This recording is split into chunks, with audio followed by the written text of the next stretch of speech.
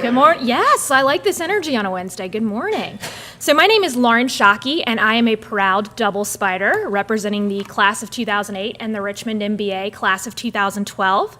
On behalf of the Greater Richmond Spiders, I'd like to welcome you to our Spider Breakfast Seminar with Dr. Don Forsyth. Thank you for being here. Before we get started, I have a few quick announcements. First, please save the date for two upcoming annual events, the Richmond College Founders Day Dinner on Thursday, March 3rd, and the annual West Hampton Alumni Luncheon on Saturday, April 9th. We hope many of you will join us for these exciting events. If you are interested in getting involved with the Greater Richmond Spiders, we have a new volunteer opportunity available as an alumni ambassador. Alumni ambassadors help us spread the word about upcoming events, connect with current students, and share Spider Pride. If you're interested, there is a sign-up sheet at the check-in table out front. Please stop by on your way out. So at this time, I'd like to introduce our speaker, Dr. Don Forsyth. Don, a social psychologist, studies and writes about ethics, groups, and leadership. His recent research focuses on individual, group, and cultural differences in degree of idealism and relativism. An authority on group dynamics, whose text, Group Dynamics, is in its 6th edition. He studies groups' reactions to success and failure and the interpersonal functions of groups, including small group decision-making. He is currently on the faculty of the Jepson School of Leadership Studies, where he holds the Leo K. and Gail Thorsness Chair of Ethical Leadership. Please join me in welcoming Dr. Don Forsyth.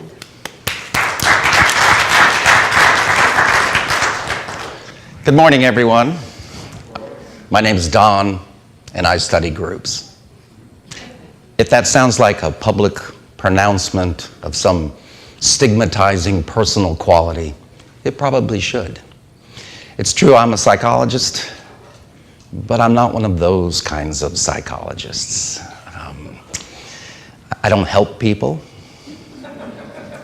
I don't treat people. Hell, I don't even like people. So I'm definitely not like Will Rogers, who claimed that he never met a person he didn't like. I study people. And I'm not one of those kinds of psychologists that studies individuals who claim to be able to understand the inner workings of the mind, to be able to psych people out. I study groups. And perhaps I am the Will Rogers of groups, because I've really never met a group I didn't like, or at least was interested in studying. We don't have much time today, so let me be very brief and try to limit my remarks. It's difficult for a professor to do that. But I do want to leave time for questions, if we could. And feel free to ask questions right along the way. If I hope to say things that are provocative and seem like nonsense to you, that's good. Please raise your hand, ask a question, jump right in. We'll get to it. But I'll try to take the good advice, the wise advice of the Baptist minister preparing a sermon. I'll stay to just maybe make 3 points, and perhaps we will end with a prayer. We'll see. My 3 points, what might they be? Most people don't see groups. They should, because groups hold the secret to the universe. So my final recommendation is, go out and start to see groups, pay attention to groups, scrutinize them. Let's get on with the 3 points. My first point is, we see individuals. We live in a world where the individual is primary. When we encounter others, do we think about the groups they might belong to, or do we focus on their individual characteristics and personality traits? You're meeting me here today for the first moment. You're seeing me here on stage, talking to you. You're already thinking about me as an individual, probably. You're sizing up my personality characteristics. You're thinking things over. What is this person like? Have you thought about the groups that I belong to? Can you really gain an accurate picture of who I am just by thinking about me as a lone individual, cut away from the groups that I belong to? I'm a member of an awfully large number of groups. And when I'm in that group, those other groups, I'm a different person. Knowing my individual characteristics may not tell you much about me at all. You need to think about me as a representative of a group, of many groups. And once you start to see me cut away from those groups and how my behavior is influenced by those groups, you understand me more fundamentally. So what do I mean by that? If I ask people, groups, if I asked you, so tell me about your groups. Do you belong to any groups? Try that. Today, later on, go up to people and say, hey, do you belong to any groups? People actually get a little nervous. I guess it's like the TSA when you're checking in to get your flight. They ask you if someone else, did anyone handle your luggage? Probably if they said, do you belong to any groups? Well, you might seize up at that moment and say, well, no, I don't belong to any groups at all. I don't belong to groups. My students and I did a research project where we went door to door on the north side of Richmond talking to people about their groups. We were interested in environmental issues and how protecting the environment was probably best done at the group level rather than the individual level. All individuals, if you ask them, do you care about the environment? They say, oh yeah, I care about the environment. But the groups we belong to usually don't care about the environment, and as a result, people aren't very environmentally engaged. So I sent my students out knocking on doors, and I said, well, when people answer the door, be very nice to them. Tell them you're a University of Richmond student. Ask them if they belong to any groups. The students came back and said, people said they didn't belong to any groups. They didn't know what I meant by that. And I said, well, sure they belong to groups. Don't they, do they go to church, for example? Do they belong to a congregation, perhaps? Perhaps they belong to an alumni association that's a group that they join together on occasionally to listen to somebody give a talk. Certainly people belong to groups, and if they start to think about it, and I prompt my students to do that, to think about the groups, they end up with at least 40 or 50 group memberships that are influential. Of course, I should hedge that by saying this is the Western world. The United States, Britain, Australia, very individualistic. When we think about ourselves, we usually think about our personal qualities and traits. It takes us a while to get to the group level, defining aspects of who we are. If we were in another place, if we were in Japan, if we were in China, and I asked people, who are you? Do you belong to any groups?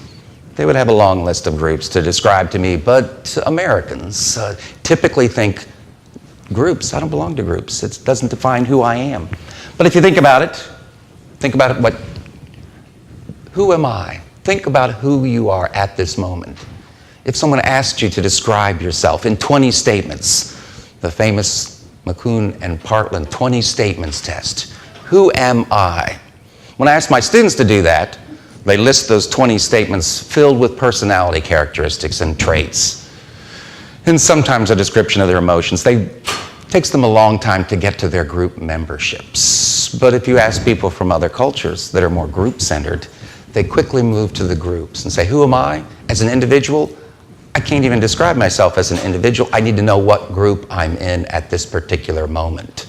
So the sense of self is defined by group membership. And you think about who you are at this moment. We're here in a group, the Alumni Association, so that should be an identity present.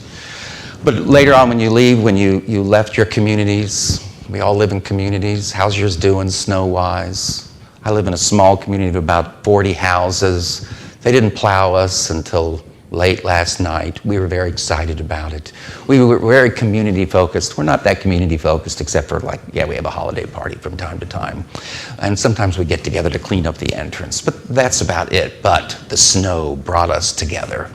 We became very community focused. That's going to go away, I suppose. But as elections come up, we'll all be thinking about our political groups, aren't we? Some of us belong to, say, the Republican Party, the Democratic Party.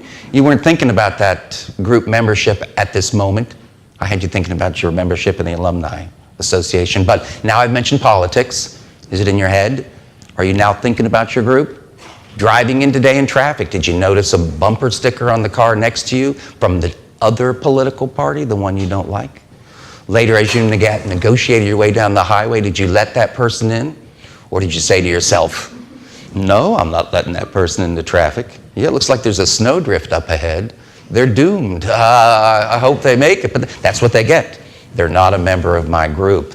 These groups come into our heads, they influence our behavior, but of course when they're not actuated, we forget about them temporarily because we move from one group to another. So our identity literally changes, actually changes when we move from one group to another. So we're nestled, obviously, in not just as individuals, we're nestled in large groups, in our organizations, in our community, in our society, and part of all of humanity. So individuals, my argument is that we don't often see the groups because they're in the background, in the figure-ground relationship that psychologists talk about. Groups are the background, the ground. Individuals stand out from that background. Here's the famous, in psychology circles, the face-vase illusion. When you look at this illusion, what do you see? Faces? Two people looking at each other? Can you see like a vase, a goblet? So you should be able to oscillate back and forth between the goblet, the vase, and faces. That's because one has to emerge from the background and it becomes the figure. And when the vase comes forward and becomes figure, the faces go into the background and you don't see them any longer. And of course, when I look at this, what do I see? I see a group. Looks to me like a two-person group. To me, it looks like a dyad, in fact. You know, we have dyads, triads. Oh, it looks like a group to me. I've shown this picture to an awful lot of people. No one ever says, look, it's a group. It's a dyad. They just say vase, or they say face, or they say goblets. Few words for groups, few words to even describe groups. So we have words. Words do things for us. What are we? What kind of group are we? Come on, but who are you people? What kind of group is this? What do we call a group that assembles in a large room, sits in chairs in an auditorium, and listens to somebody go on and on? Audience. That's what we got. We're an audience. Do we have any other words for us? An audience? What? Participants. Now that we're talking, we're participants. Is that a very groupy word? Participants. It's. You know, I want a groupie level. You know. So what kind of word? What if we were watching the Spiders play a basketball game? What would we be? Spectators, fans, a crowd, perhaps. Boosters. That's not bad. Those are pretty good. Yeah. How about people in a movie theater watching a movie? Patrons? Viewers? Anybody can be. That could be individual. Attendees. Again, a gaggle. I'd be happy with a gaggle, but you know, they're an audience also. That's it. You know, so we have this group, which is very different from a group of people sitting in a darkened movie theater watching the new Star Wars. That's a different kind of a group. It's got completely different characteristics. And I have one lousy word to describe it. Audience, that's all I get. We got like mobs and crowds and juries, platoons, teams. We're not a team yet. Maybe we could do some team building and become a team, I suppose. But my complaint is I don't have enough words to describe groups. How many groups exist on the planet? How many individuals on the planet? Like 8 billion? How many groups do people belong to? 40 or 50? We're talking billions and billions of groups. And I have like 50 words to describe groups. That's all I've got to describe all that diversity. And then specific adjectives. So I'm going to leave this esteemed group later on. 9 o'clock, I'll bump into a colleague and they'll say, hey, you're here. What are you doing this morning? And I said, oh, I just gave a talk to the alumni group, an audience of the alumni group. And they'll say, well, what were they like? What were they like? How will I describe you? Do I have any words to describe you? To describe a group? Intelligent, good looking. That's all true. Of course. Intelligent, good-looking, animated, engaged. Those are pretty individualistic qualities. You could describe a person with those same qualities. On average, good look. I mean, what's a group level word to describe it? I was talking to a young hipster the other day, about beer choices, and they're talking about beers now, IPAs, and they say, oh, this is a skunky beer, and this is a sessionable beer, which means you can drink a great deal of it. And this, you don't want to get that particular beer because it doesn't have, it's too bitter. You want to do that. And this, what's the one that has the citrus floral kind? I'm not good at beers. The citrusy floral taste to it. He had all these words he was using to describe beers, and I'm thinking, groups. I don't even have any words to describe groups, and you've got all these words to describe beer. It's just not fair. We won't even get involved in wine. But, I'll be able to say cohesive. Is that a good group word? When you encounter a group, don't you often say, oh, that was a cohesive group. They were unified. They stuck together. Would I be able to say that? No, you're pretty spread out. I mean, you just don't look that cohesive. You might be cohesive, but so eclectic, that's pretty groupy. It's an eclectic, because that describes an aggregate. I'll use that one. They're quite eclectic. It was an eclectic. I won't call you a mob, I don't think, or a crowd. But my point is, why don't I have more adjectives to describe groups? It's because people don't see groups. There's plenty of adjectives to describe individuals. At 9 o'clock today, you said, oh, I listened to a talk by Don Forsyth. What was he like? You'll have plenty of adjectives. You can use those beer adjectives to describe me, I suppose. Floral with a citrus. But you can describe my personality, my age, my characteristics. You'll have plenty of words to describe me. It doesn't seem fair that there's so few words to describe groups. And when people talk about explaining behavior, which is probably the more important point, is why do people do the things they do, we tend to focus on individual causes of behavior. This is a picture from I am a social psychologist. This is the most famous. This study is so famous that they make movies about this study.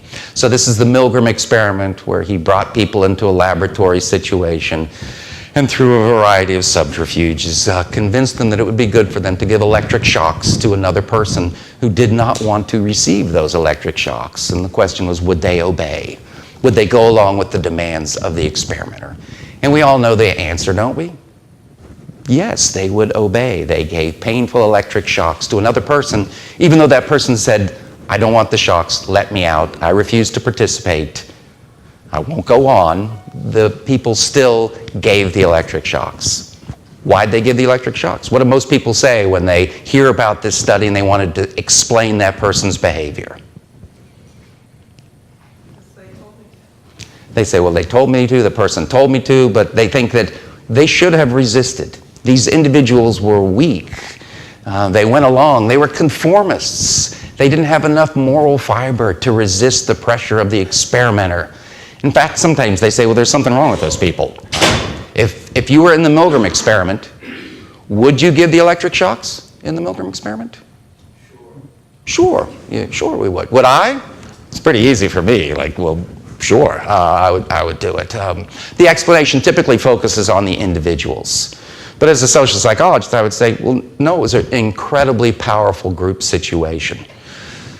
And because people don't recognize groups and their influence, even the subjects themselves didn't know why they gave the shocks. When Milgram talked to them afterwards, they were completely confused by what had happened to them. Yes, they shocked another person to the point where they thought they'd killed the other person. Who would do that? And when Milgram said, why did you do that? They did not know why they did it. They would say, well, you told me to. But even then they realized, well, that's not a good explanation. They didn't see that they were part of a very powerful group situation with an authority in charge, that their power was very limited in the situation, and they were to do what they were told to do in that group setting. And that's what happened. They did what they were told to do. But because of this fundamental attribution error, we tend to focus on individual causes of behavior rather than group-level causes of behavior. So if you read about a soldier who risked his life saving others, if asked to explain his action, you would most likely stress his upbringing and family values, his leadership qualities, his personal virtue, such as his courage, the norms of the group that he belonged to. A group-level explanation would want to talk about the norms of the group that people belong to. So individuals, for example, I've had the opportunity to talk with and interview individuals who are recipients of the Medal of Honor. When you ask them why they did what they did, they never say they were courageous. They never say it's because who I am. It's because of how I was trained. They always say it was my group. I was part of a group The group needed me. I felt that this is what I had to do, and they would have done that for me. They always talk about the group and how it influenced their behavior. And they're routinely shy about being called heroes. They feel uncomfortable. And these are Medal of Honor recipients, so their heroism is pretty pronounced and undeniable. But they're very reluctant to say they're heroes because that has such a strong individual, personal ring to it. So my point number one, as we reach the end, point number one, most people don't see groups, is we should see groups. Because in fact, they can have an impact on us if we don't pay attention to them. This is a short video clip. Some of you may have seen it before. It comes from one of the first programs to put people in funny situations to see how they will respond. Candid camera.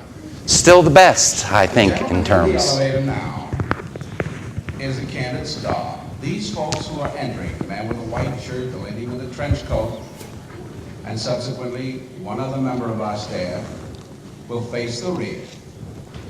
And you'll see how this man in the trench coat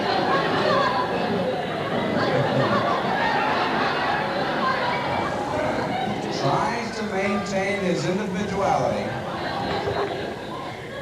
but little by little,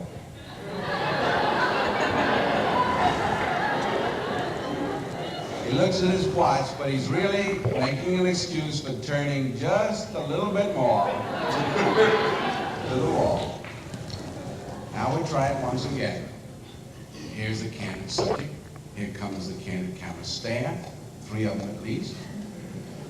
And this man has apparently been in groups before.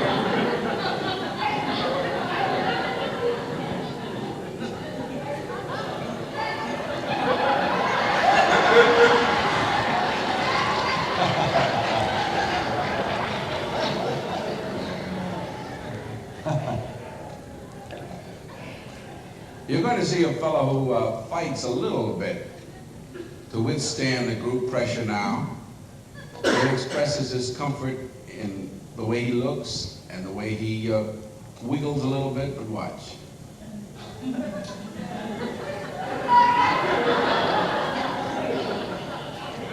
He's right in a groove now.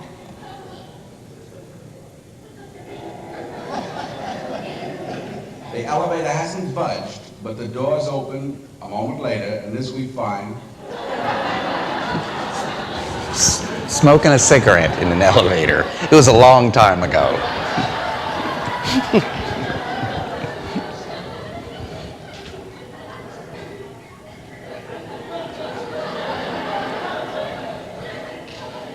He's very unhappy. You'll see him. He doesn't know whether to go inside and face front or outside and face back. But he's one of the group now. One more. Here's a fella with his hat on in the elevator. First he makes a full turn to the rear and Charlie closes the door. A moment later, we'll open the door. Everybody's changed positions.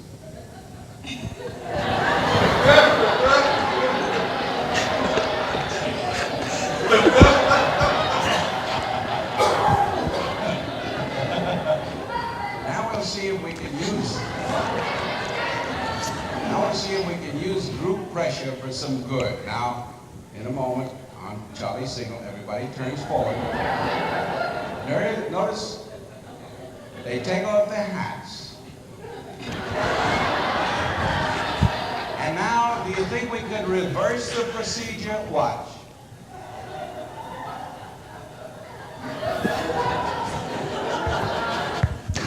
Oh, the power of groups. Most people don't see groups. He didn't see groups. He didn't know why he was behaving the way he did. He probably didn't even realize it. But now, moving along, we now see groups. You've opened your eyes to groups. Point number 2, you should, because they hold the secret to the universe, perhaps just the interpersonal universe as well. Here's some pictures of some of my favorite groups, which I could talk more about, but I will move right along. I love that group that they chase a roll of cheese down a hill in England. It's one of their traditions. It's a very steep hill. They hold this festival where groups of people get at the top of the hill and run down and chase the cheese, basically. And they generally break their legs and so on in the process. But then what they win is actually the roll of cheese. So you wonder what that's all about.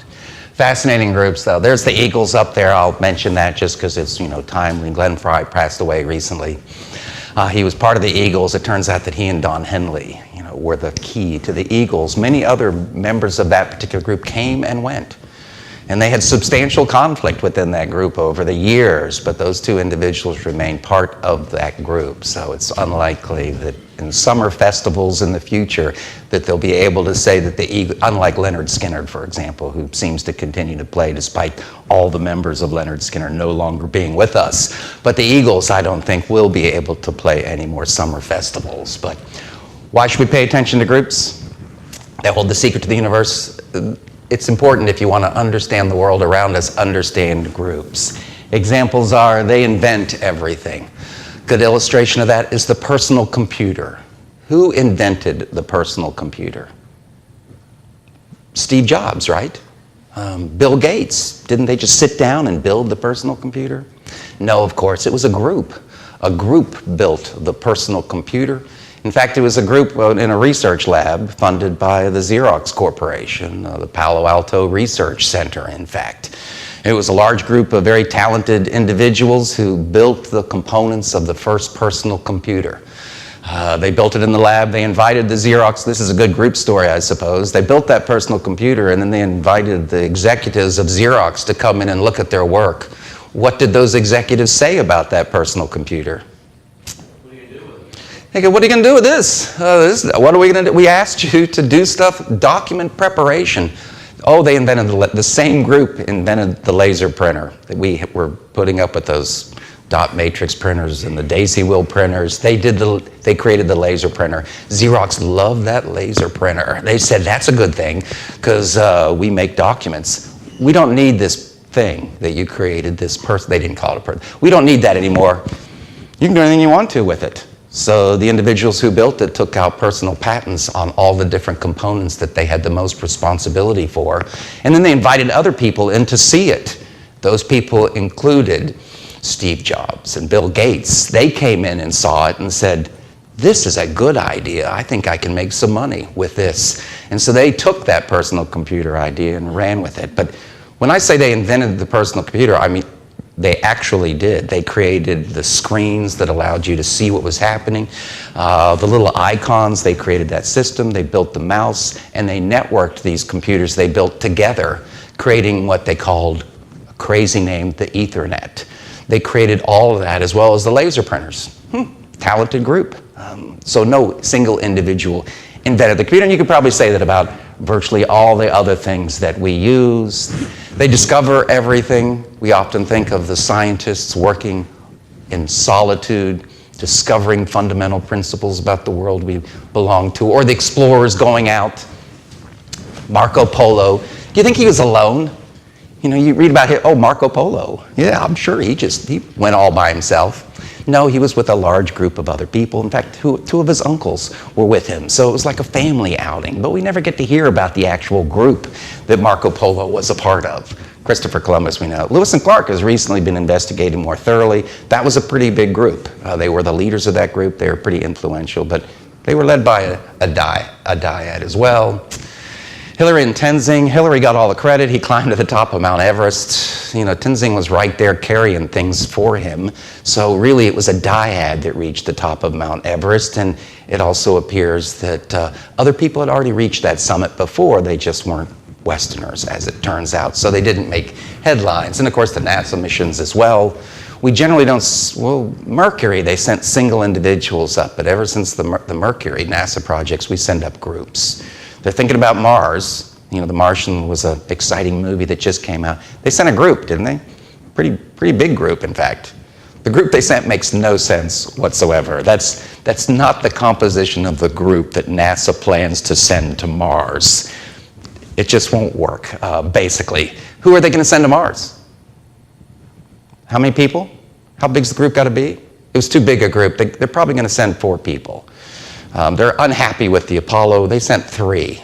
They were a little unhappy with that because it always caused one person to be left out of the process. Triads are the most unstable of all groups. Whenever you have a triad, 2 people bond together closely and they exclude the third person. It happened on almost every Apollo flight.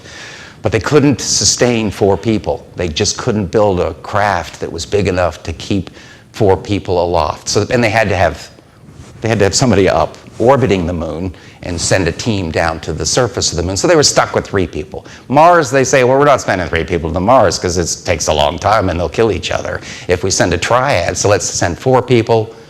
They want to send they do want to send a mixed group of men and women. Do we think that's a good idea? I don't know if that's a good idea. I've told them they should only send women, basically. That women perhaps would be able to survive for 2 years it will take to get all the way to Mars and all the way back. But 4 men, I don't know. I'm worried about that. They make everything. So groups create the things around us as well. It used to be individual craftspeople existed that made single products. Almost nothing now is created by a single individual. Sometimes a single group will create things. Do we remember the Saturn automobiles? They were built by single crews. Teams built that entire automobile. And one of the selling points of the Saturn was you could go to the factory and meet the group that built your car. And they would serve you a picnic. It wasn't popular. We don't see Saturns anymore apparently the lure of meeting the group that built your car was not substantial enough to sustain that automobile. But everything is made by people. The work we do, done by teams, crews, do all the work. As our streets were cleaned of snow, it was a crew of people doing that work rather than single individuals, police squads, flight crews. Surgical teams. Surgery used to be done by a surgeon assisted by a nurse typically. Now it's an entire team, and the functions are distributed across the team. This is an image from the famous first blue baby surgery, where they rerouted the flow of blood in infants for open heart surgery. It was a very important team that was able to do that. Alfred Blaylock, Helen Tussing, and Vivian Thomas, who was an African-American who actually wasn't permitted in the surgical room at that particular time at Johns Hopkins. But the surgeon, who was Anglo, could not do the surgery without Vivian Thomas in the room to direct him. So they let him come in. He stands on a step stool above the surgery field and directed the white surgeon in his actions. And you can see him standing there he's on that stool there. But Johns Hopkins wasn't happy about that. And of course, when they credited the group for the surgical intervention, Vivian Thomas was left out of it. They do bad things. If you want to understand bad things in the world, mischief, tragedies, usually it's a group that's responsible. And certainly individuals can cause mayhem. There's bad people in the world who are doing bad things. But when you want to explain conflict at a pronounced level, at a massive level, it's not a single individual, it's a group, and usually a group against a group. 2 individuals can entertain conflict and be embroiled in disputes, but if you want to see real conflict, it's a group against another group. So to understand how to resolve conflict, to achieve peace, you need to understand groups. And there's the famous example of the Hatfields and the McCoys, which I thought it was a little bit made up, a historical fiction, but further research suggests that, yes, the Hatfields and the McCoys were a real deal. These were 2 families in West Virginia that hated each other and went about murdering each other over about a 20-year period. The Hatfields being a bit more murderous than the McCoys, but both of them fairly lethal groups as it turned out. And of course, the great tragedy, this is an image from the Jonestown suicide, in which approximately 900 people took their own lives. Individuals can sometimes commit suicide, but a massive taking of one's own life could only be possible due to group-level processes. They create all the beauty in the world. I already talked about the Eagles, so I can mention that, how is this possible? How do you take 4 or 5 individuals and create music?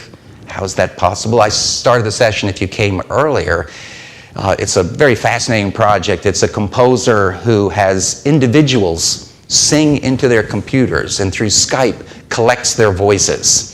And then he weaves them together into a chorus.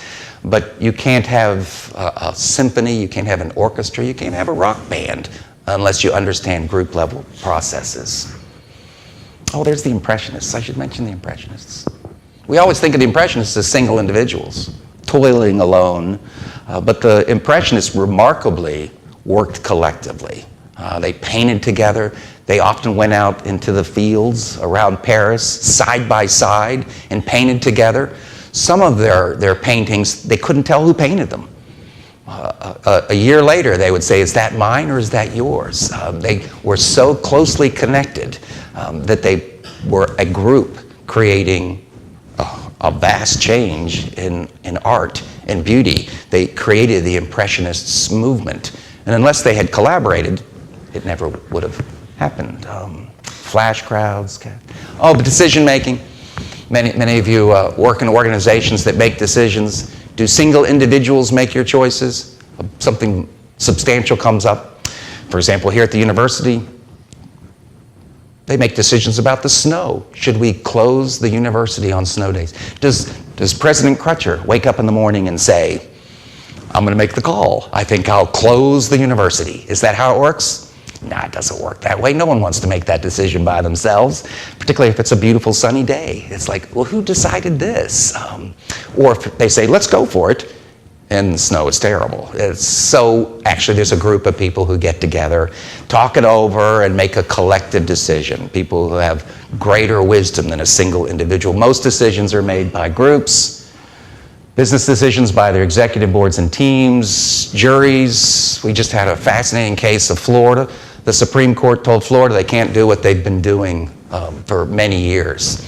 Florida's a little unique in that a judge could sentence a person to death in Florida. Other states don't want to do that. They require a jury to make that decision. A group has to make that decision. Florida allowed a judge to make that decision. The Supreme Court struck down that statute and said, no. We have to have a jury, your peers, make that decision. It's too important. It's a life and death decision. It's too important for a single individual to make that decision. Wealth management, how's your portfolio doing? Is there some one guy managing your wealth? Probably not. It's probably a collection of individuals. Military decisions, ethical decisions. Here at the university, we have what's called the Institutional Review Board, which makes decisions about research and whether or not we can conduct research. Could you do the Milgram experiment at the University of Richmond? Probably not. Well, you probably couldn't do it anywhere, in fact, because there's a group of people who get together and review research and make a decision about whether or not it can proceed. It's not a single individual, and it's certainly not the researcher himself. And leaders, oh yeah, I teach in the Jepson School of Leadership Studies. People often say, oh, you earned Jepson, you understand leadership. So tell me about Barack Obama. What's he like as an individual? Who's going to be the next president? Oh, I don't know. Hillary Clinton. Do you think Hillary Clinton will do a good job as the president? People ask me about presidential leaders, and I say, I am so sorry. I study groups rather than individuals. I'm really not an expert on individual leaders. But I can tell you that these presidents, even though we think of them as the leader, all alone, they organize their offices in particular ways, and those have dramatic consequences for how they work. Barack Obama's first term, he did not have a well-organized office, and he was not able to influence Congress because of the way it was organized. George Bush had a very well-organized office. His group of confidants, his executive team was pretty tight. He put in place strong lines of communication. People knew who they reported to. And why did he do that? George Bush was unique because what did he have that no other president has ever had? An MBA. He's our only president with an MBA. So he learned about how to organize people to work effectively in groups. And we won't even talk about Bill Clinton. He didn't really have an organized workplace. Anybody could talk to him anytime they wanted. He had an open door policy. People came in. his group was a little disheveled, basically. So each president has organized their office differently, and how they organize will influence their productivity. So point number 2, I think we're done with, because that's a lot of examples. It's important to take that, and I've really overstayed my welcome. So let me move along, and yes, there's fascinating groups there, including Barack Obama. And even though he's often shown individually, he's always part of a group. Here's an older group he was part of. It's a nice image. There's Hillary Clinton over the side there, giving him that Hillary Clinton look. She's probably wondering, why didn't you give me a stronger endorsement recently? I think maybe you should have done that. But even a single leader, perhaps the most influential leader in the world, is collaborative, generally does his work in groups. So my final point is go out and see groups, because they are fundamentally important. If we pause for a moment and think about all kinds of things, an interesting question asked recently at the turn into this century: what's the greatest scientific discovery of the last 100 years? What do we now know that we didn't know 100 years ago about perhaps the physical world? Einstein's theory of relativity, that's a pretty important discovery. Penicillin, the Wright brothers, flying a heavier than aircraft, modeling of DNA. Those are all terrific, but how about the science of people? What's the greatest discovery in the science of people in the last 100 years? What do we know about people now that we didn't know 100 years ago? And there's no answer. Well, what do you think? Facebook. Cell phones. I'm going to agree with you on that. Yes, I'll come right back to that one. When they did poll people, they said it was Freud. Freud and his point about the unconscious mind, that sometimes we engage in behaviors that we don't know about. We don't know why we do the things. And Freud says, give it some thought. You engage in behaviors not for rational reasons, for reasons that are irrational, hidden from you. And you have to reflect on them and think about why you did the things you did. That's 100 years ago. But what about the next 100 years? Freud was right in suggesting sometimes we engage in behaviors not mindfully. We don't know why we're doing the things we do. And yes, in some cases, it's because of our psychological motives. But what about our interpersonal motives? The master manipulator perhaps is not within our psychological minds, but external, surrounding us, something we see on an everyday, but because it's so commonplace, we overlook its influence. So perhaps it's the groups that enfold us. Facebook, the internet. Who would have thought that would be so massively popular? Facebook it's a group. It's an online, technically it's a network. I would not call it a group, but it's very a group-like, it's interpersonal. The internet has connected us interpersonally. Who would have imagined that Facebook would be so popular? Not Sigmund Freud, but anyone who understands groups and their powerful influence on us would probably realize that, yes, we need to connect to others. And we will do things to sustain and protect our membership in groups. Those are my 3 points. Most people don't see groups, yet groups hold the secret to the universe. That's a hyperbole, by the way. And so you should go out and practice seeing groups if you could. Perhaps we have time for the prayer then. Let me promise the prayer. Are we ready? May all my groups be well-structured ones, comprised of individuals with the skills and values that match the group's tasks and responsibilities. Let me remember that no one of us is as wise as all of us. Because of groups, I am never alone. When I feel as though I face the world all by myself, let me remember that I am part of many things that are greater than I am. The groups that encumber me, sustain me, and protect me. Although it may seem at times I have been broken by the group, it is by the group that I will be healed. Last, let me remember that groups hold the secret to the universe, but also keep ever mindful of a group's influence. For madness is the exception in individuals, but the rule in groups. Thank you very much.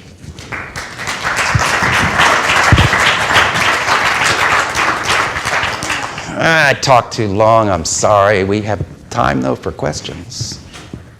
Yes? Do you ever study how individuals can manipulate groups? Like there's something where it's pseudo-participative manipulation where the leader's already decided how this is going to end, but he's convinced the group that they believe it too, and then does that make the group ineffective or more effective?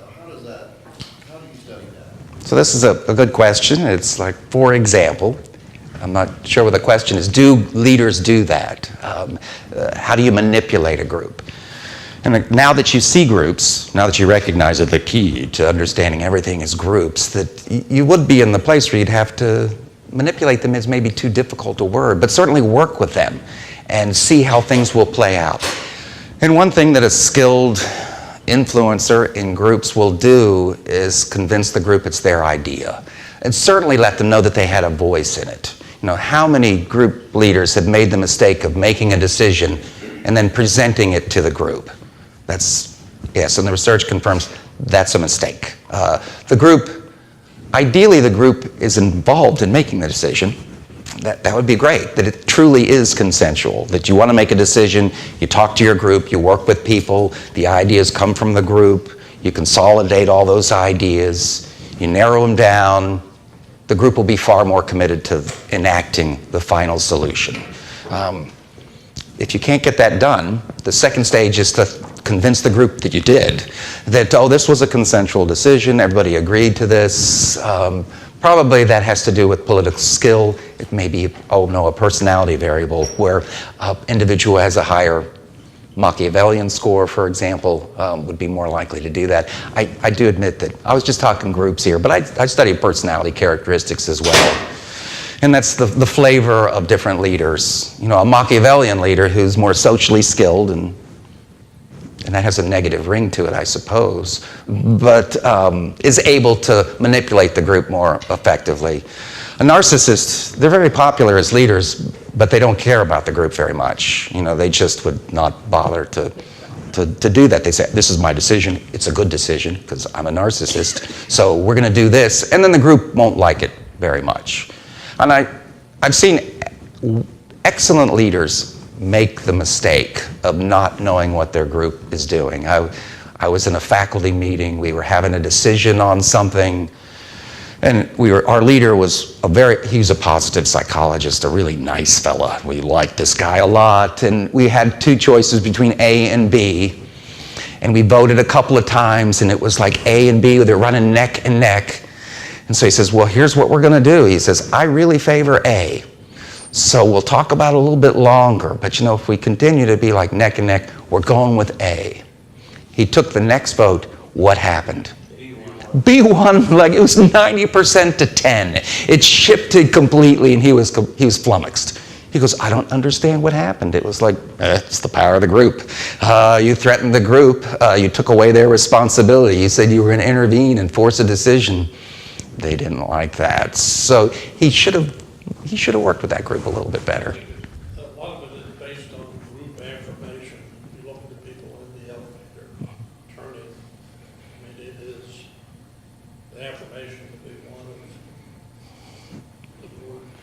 So by affirmation, do you mean to be included in the group, to support, to be sustained by the person? To the group, approved by the group, or whatever. I mean, I think that goes all the way down almost to mobs at times when mobs react. Mm-hmm. And you're absolutely right. I mean, there's a tragic element to that clip in the elevator. I know it's funny, but especially the last fella who conforms so dramatically. I mean, he is completely manipulated by the group, so he's just conforming at every turn. And you know, our desire to be like everyone else, it's not a weakness, it's a strength. You know, the very idea that we could all drive in here together today on these terrible roads, it's because we know how to work together collaboratively. And conformity is that. It's a positive thing. So even in the elevator, he was working with other people. He wanted to be accepted by the group, and that's good. But it can go to the extreme, and that's when you have mob behavior, for example. Occasionally, the media will call me up for some reason. I'm not sure how they get a hold of me, and they say, something bad happens. It's only when a group does something bad. They call me up and they say, a group, and as soon as I get the call, oh no, a group's done something bad somewhere in the world. It's like, and they want me to say mob mentality. That's all they want me to say. They want me to say, ooh, this is it. And then they'll say, Don Forsyth, expert on groups, said, it's a case of mob mentality. You know, they're like poised. I'm sure at the convention something bad's gonna happen and they're gonna call me up and say, well, what happened there? It's like, and I'll say, I'm supposed to say it's mob mentality, but it's so simplistic. I mean, what does that mean exactly? It's like, well, people conformed. They weren't sure what they were supposed to do in this situation. One person did something, another person said, well, I guess that's appropriate. I'll do that too. And then 2 other people saw that, and the next thing you know, they're doing something they shouldn't do. And mob mentality describes that process. Mob mentality is so cognitive, and so I hate to say it. And so they don't interview me. They don't usually quote me. I did have the wonderful case of some group did a bad thing, and the ABC Nightly News called me up and said, we'll interview you. We'll put you on the ABC Nightly News. And I thought, my mom will be very proud. So yes, I'll do that. And, so they got me in the studio and they interviewed me. 45 minutes they asked me questions, trying to get me to say mob mentality. And I just refused to say mob mentality. And they're just like desperate. Why is this guy not saying mob mentality? We need to have a psychologist say, it's a case of mob mentality. And I resisted it. Finally, I broke down and said, oh, it's the fear of the group, that the group will overtake us and turn against us. So I said that. So 7 seconds, I was on, that's all I got for my 45. I was on ABC Nightly News, 7 seconds, blurting out this, we're afraid of the group and it will turn against us. I think anybody could have said that. Yes? In group dynamics, when I grew up, before the web, very actively published, you could kind of watch the group, you could predict it. In this world where we're talking about Facebook, so much happens which we can't see. What's the dynamics that are different in the groups today, which are interconnected by the web as opposed to having to be face-to-face or person-to-person? And this is a great question. So the question is, the groups have changed in our time. It used to be the case that our groups are always face-to-face. We had to be able to reach our groups. We had to be in the physical presence of others. Now our groups are dispersed. We can be in groups at a distance. We can use electronic communications, the internet to be in groups. So what's the impact of that? Well, the worry was Robert Putnam in his classic book, Bowling Alone, which is a great title, but he argued that the power of groups is dwindling because there aren't very many face-to-face groups anymore. We're not in bowling leagues anymore. We don't play softball together on teams. Those groups are dwindling, but they're substantially replaced by these other groups, these online groups. And in fact, our engagement in groups is greater if you count these online internet groups. So he was right in the case that the groups are changing. The face-to-face groups are going away. They're not as substantial, their influence is less, but the other groups that we belong to are more powerful. But to answer your question, how are they different? And so that's an ongoing research question as we look at a group that only interacts online, a distributed team making a decision versus a face-to-face team. And the conclusion is they're not different. They have the same basic processes. It's still about communication.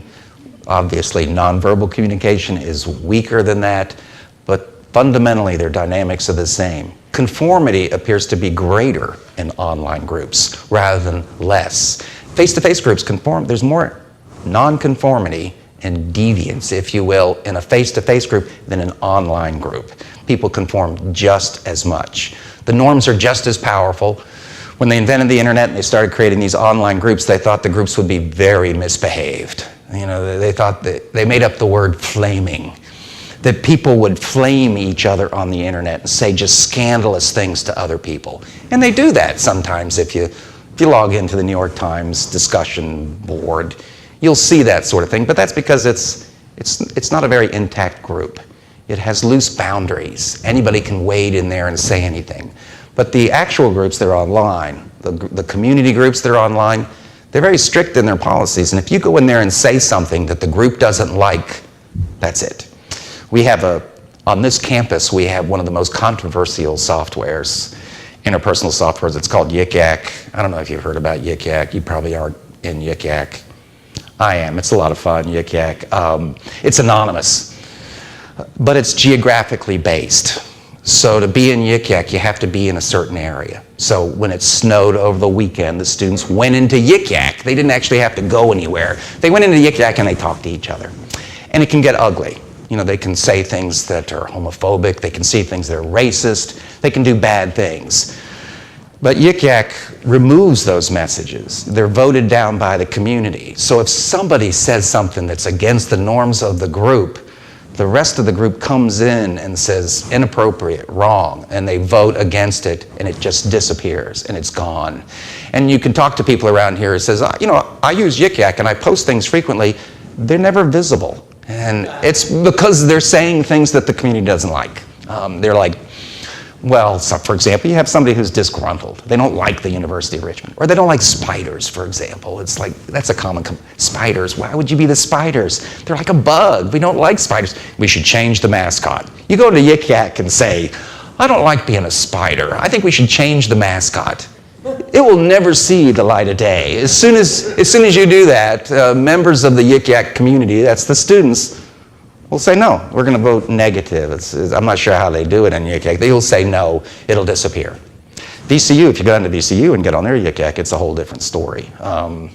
They also monitor it, but it's a bigger community. It's a bigger group.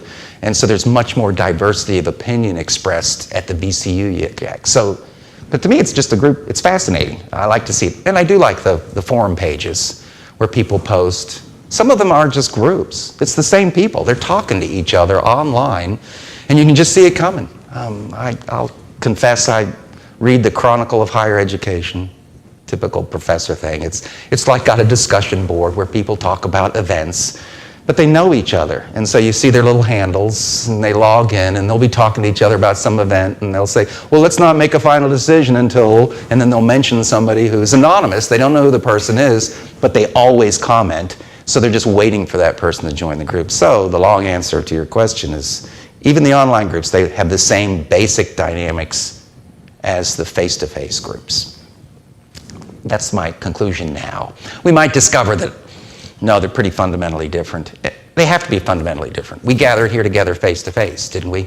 Isn't it different than if we had stayed at our personal computers and we'd done this like a webinar?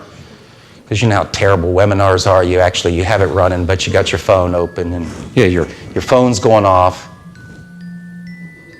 Just like that. And so it's like, I'm going to click off on the webinar. And so those are completely different than being face-to-face, gathered in the same place. I probably wouldn't have done the ending prayer probably if we were doing a webinar. That would have been weird. But yes. Oftentimes in leadership we talk about bases of power for leaders, expert power, legitimate, referent. Are those sources of power for groups different, or are they the same in different ways? So the question's about, well, where does a leader get his or her power from? What are the bases of power? And of course, it comes from the group. All those classic bases of power are, it's chapter 8 in my book on groups. It's like, well, I talk about that. It has to come from the group. Who is the expert? Who has expert power?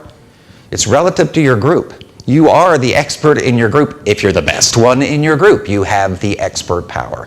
Legitimate power, means that the group has procedures put in place for you to be selected as the leader, and that you follow those procedures, and so you are the leader. The things you ask to do are appropriate, but it's all based on the group norms. And referential power, it means that you're accepted and respected by others in the group.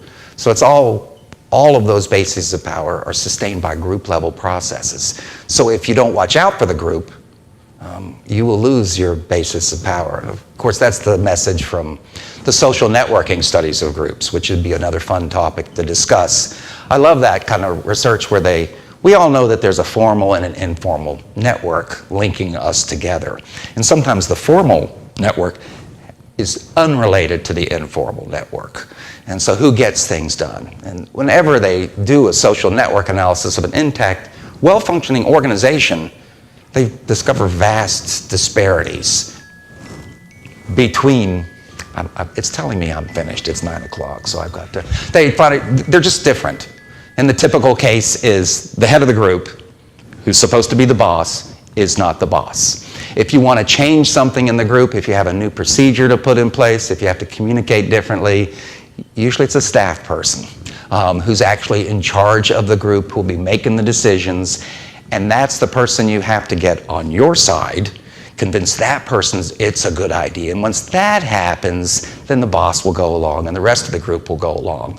Why is it that people don't realize that's the case? It's because they don't see groups. They overlook the importance of the informal social network. You've been very attentive. It's 9 o'clock. We can stop now, but thank you very much again.